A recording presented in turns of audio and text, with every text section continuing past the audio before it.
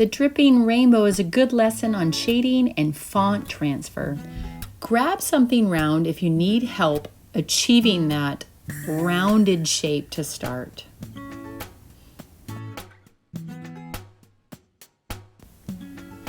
Hold the pencil on its side to get a smooth shade.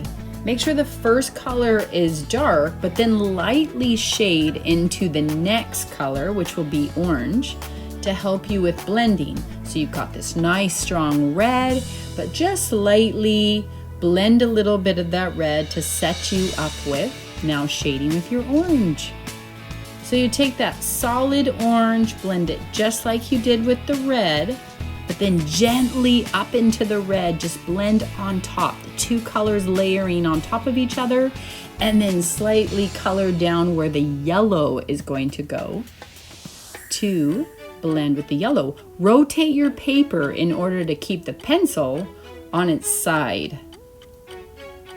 Also, because it's a dripping rainbow, make sure you vary the lengths of the colors to create that dripping effect. Some are short and some are long. And then just continue this as you move through the rest of the colors of the rainbow with green and blue and purple. Remember that blending colors on top of each other create great shading. You want good font? Print the words off and then we'll use a method of transfer. You can use a pencil to create your own graphite transfer. So holding the pencil on its side, sketch over those printed words. Or you can have a parent buy this graphite paper. But the cheaper option is just to do your own transfer.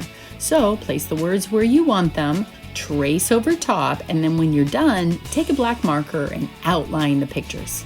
Then frame it and hang it, and you got yourself a beautiful rainbow.